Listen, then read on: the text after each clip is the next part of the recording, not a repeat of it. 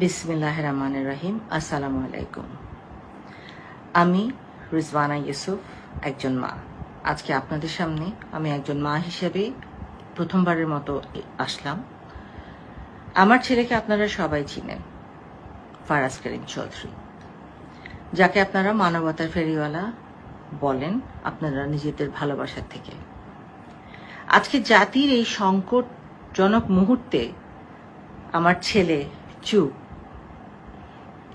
এটার কারণ মা হিসেবে আমি অন্তত জানি।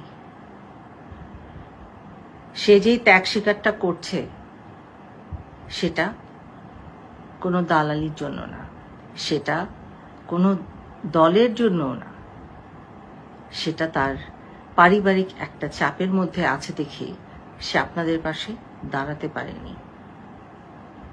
কিন্তু সে মন প্রাণ দিয়ে যতটুকু পারছে কাজ করে যাচ্ছে, চেষ্টা করছে যাদেরকে ধরে নিয়ে যাওয়া হয়েছে তাদেরকে যদি ছাড়ানো যায়।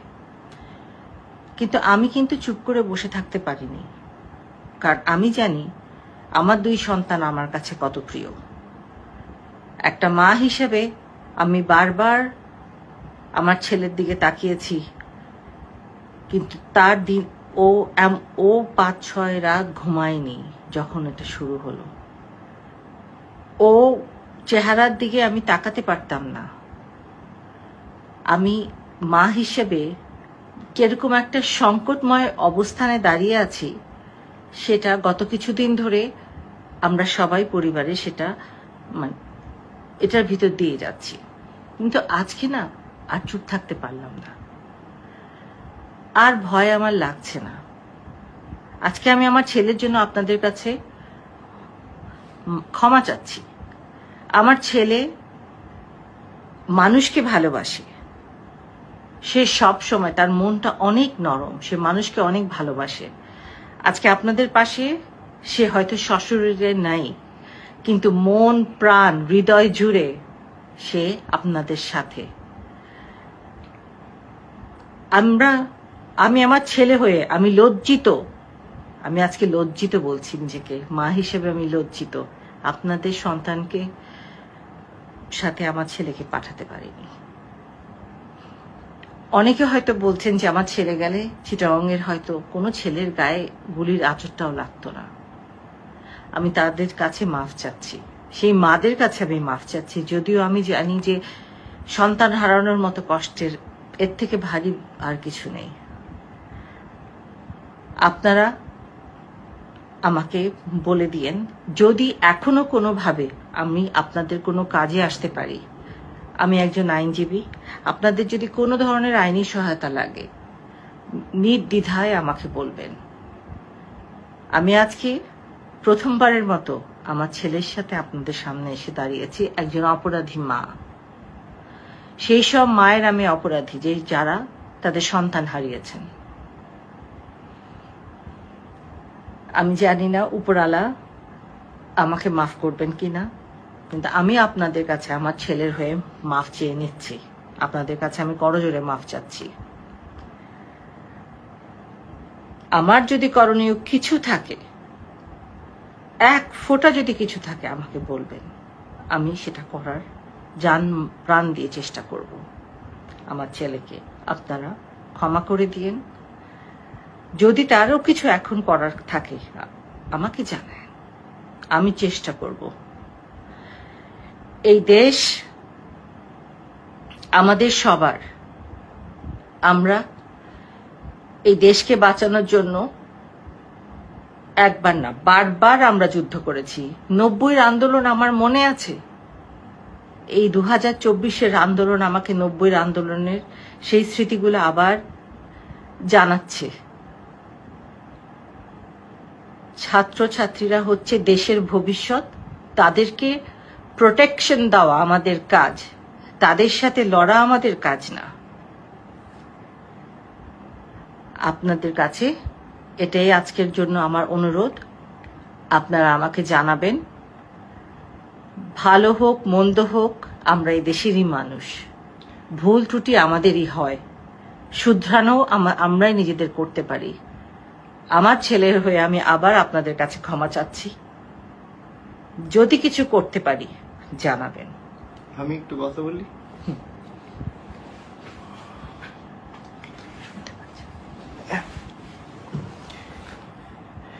বিসমিল্লাহির রহমানির রহিম। আসসালামু আলাইকুম।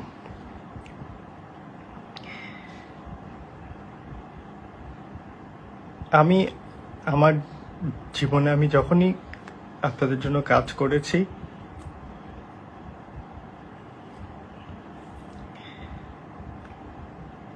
আমি সব নিয়তে কাজ করার চেষ্টা করেছি। আমি যেই কথাগুলো আজকে বলবো হয়তো আমি এগুলো কখনো বলিনি, কিন্তু আজকে বলি। আমার জীবনে যখন আমি আমার আব্বার রাজনৈতিক জীবনটা দেখি, আমাদের এলাকার মধ্যে যত সমস্যা, যে প্রতিহিংসার রাজনীতি, আমি সেগুলোরও সবসময় আমি কথা বলেছি। কিন্তু আমি এতটা কম ক্ষমতা ছিল আমার যে আমি আমার আশেপাশের অনেকের সাথে আমি পেরে উঠিনি। এটারই একটা জিনিস এবার আমি সাফার করলাম। আমাদের এই স্টুডেন্ট আন্দোলন হওয়ার সময় আমাদের এলাকায় কিছু কিছু ছাত্র শুধুমাত্র কোটা আন্দোলনের পক্ষে পোস্ট করছে বলেও তাদের উপর হামলা হয়েছে। আমি জানি না কেউ সাক্ষী দিবে কিনা, কিন্তু আমি কয়েকজন ছাত্রের জন্য আমি পরবর্তীতে সবার সাথে আমি যুদ্ধ করে আমি তাদের জন্য কাজ করেছি। আমার অনেক বড় ব্যর্থতা সব সময় ছিল। আমি জীবনে বেশিরভাগ সময় আমি আপনাদের জন্য কাজ করতে গিয়ে ব্যর্থ হয়েছি। তবে এই আন্দোলনে আপনাদের পাশে না থাকতে পারা আমার জীবনের সবচেয়ে বড় ব্যর্থতা।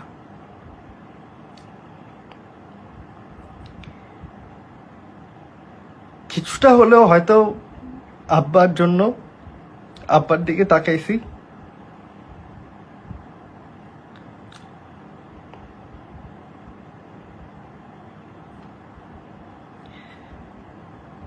তবে আমি ভিতরে ভিতরে আমি কাজ করার চেষ্টা করছি। চিটংয়ে গুলিবিদ্ধ, আমি আপনাদেরকে নামগুলো দিব, একজনকে যখন আহত একজনকে হেল্প করার চেষ্টা করছি, ছেলেটা ঘাড়ে গুলি খাইছিল। ও গুলি খেয়ে রিকভার করে বাসায় যখন গেছে ওকে পুলিশ হয়রানি করছে। আবার আমি ওকে চেষ্টা করছি আমার মতো করে একটা জায়গায় রাখতে। চট্টগ্রামে আমাদের এলাকায় যেসব ছেলেদের বাড়িঘর এর উপর হামলা হয়েছে, একে একে করে চেষ্টা করছি তারা যাতে আবার বাড়িতে ফিরে যেতে পারে। এবং আমি কোনোদিনও এই কথা বলিনি যে আমাদের এলাকায় সব ঠিক। আমাদের এলাকায় প্রতিহিংসার রাজনীতি অনেক বেশি। তবে আমি আপনাদেরকে একটা কথা বলি, আমি কখনো আমার জীবনে আমার সাথে যারা ছিল কেউ কোনোদিন এই কথা বলতে পারবে না যে আমি এইসবের কোনোদিন সমর্থন দিছি।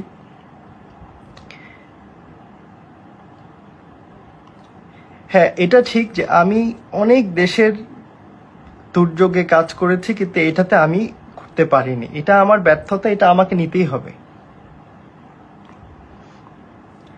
আমি আহত কিছু শিক্ষার্থীদের কাজ করার চেষ্টা করছি। একটা কথা আজকে আপনাদেরকে বলি, গতকালকে চট্টগ্রামের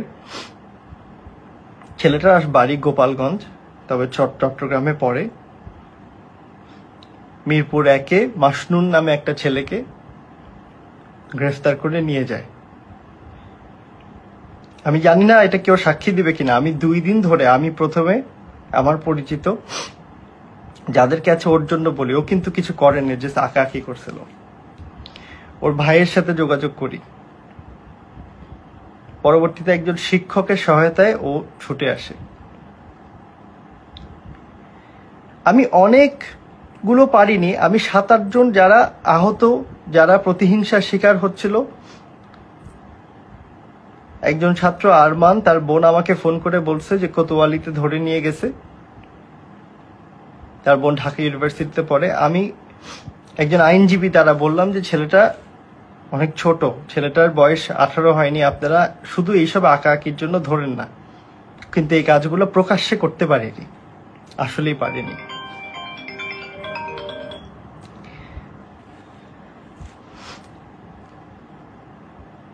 এটা একটু সাইলেন্ট রাখি।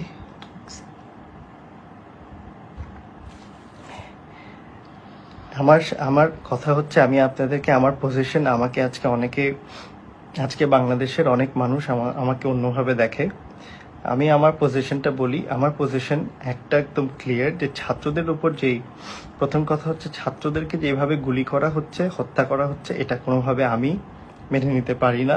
1, 2 নাম্বার, ছাত্রদেরকে বলছে হয়রানি বন্ধ করেছে, কিন্তু হয়রানি বন্ধ করেনি। ছাত্রদেরকে প্রতিদিন সন্ধ্যা হলে ধরে নিয়ে যায়। আমি বলে দিচ্ছি আপনাদেরকে, কোতোয়ালি থানা, চট্টগ্রাম, এমনকি চাঁদগাঁও থানাতেও একজনকে আমি অনুরোধ করে, আমার তার কোনো উপায় নেই, আমি বোঝাই যে উনি কিছু করে নেই, আমি চেষ্টা করছি। আপনারা আজকে আমার কোনো লাইভের কোনো প্রিপারেশন, আজকে আমাকে আম্মা আমাকে বললো যে তুমি পুরো বাংলাদেশের মানুষের কাছে আজকে এরকম হয়ে গেছো। আমারও তো দুঃখ লাগে, আমার খারাপ লাগে, কিন্তু আমি দোষ করছি এটা নিয়ে আপনাদের সাথে আমার কোনো, দেখেন আমার ভালোবাসাগুলো যেগুলো আপনারা দিছেন, এবারও আমি আপনাদেরকে একটা কথা বলি। আমি যখন লন্ডনে গেছিলাম কিছুদিন আগে, তো ওখানে আমি যে অনেক দোকানপাটে গেলে বাঙালিরা টাকা নিত না, বলতো যে আপনি আমাদের এলাকার জন্য করছেন, ভালো কাজ করছেন। তা আমি চিন্তা করতাম যে আল্লাহ আমাকে আপনাদের মাধ্যমে এত সম্মান দিছে। আমি আজকে এই কথাগুলা আপনারা অনেকে, আমি জানি আপনারা এখনো আমাকে অনেকে খারাপ বলবেন, আমি মাথা পেতে নেব। আমি ওই ধরনের না যে আপনাদের সাথে আমি কোনো যুদ্ধে যাব। আপনারা যেটা বলবেন, যেভাবে বলবেন,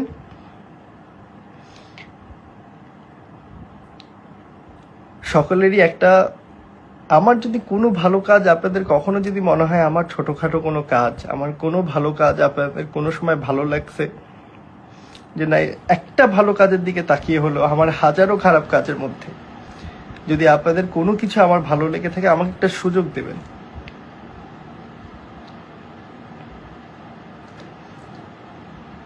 আমি কোনো রাজনীতি করার আপনাদের থেকে কোনো সুযোগ চাই না, আমি কোনো সমাজে কাজও করব না আপনাদের অনুমতিক্রমে, কিন্তু সুযোগ চাই হচ্ছে যে আমি যাতে বাংলাদেশের মানুষের কাছে শত্রু না হয়ে যাই। আমি এই যতটুকু কাজ করছি, যতটুকু সম্মান দিচ্ছেন, এটুকুই আমার সমাপ্তি। আমি এর বাইরে আমি নতুনভাবে আপনারা জানেন যে আমার বিবাহিত এখন, যদি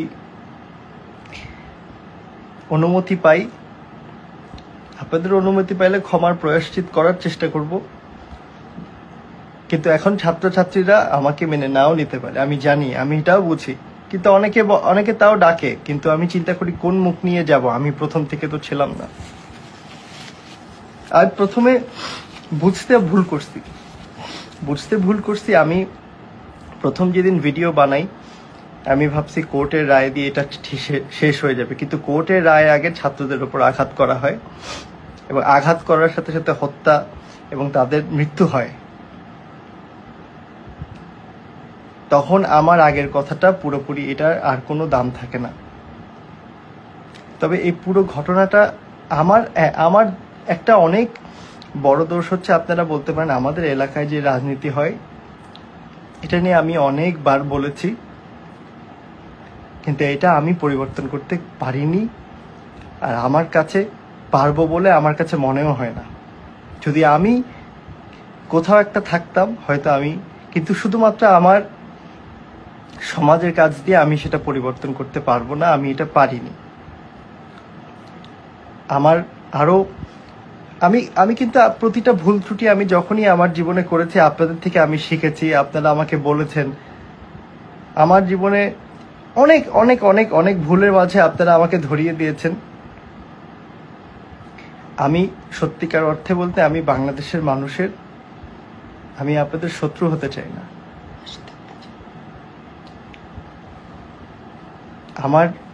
যদি সুযোগ থাকে, আমার সুযোগ যদি থাকে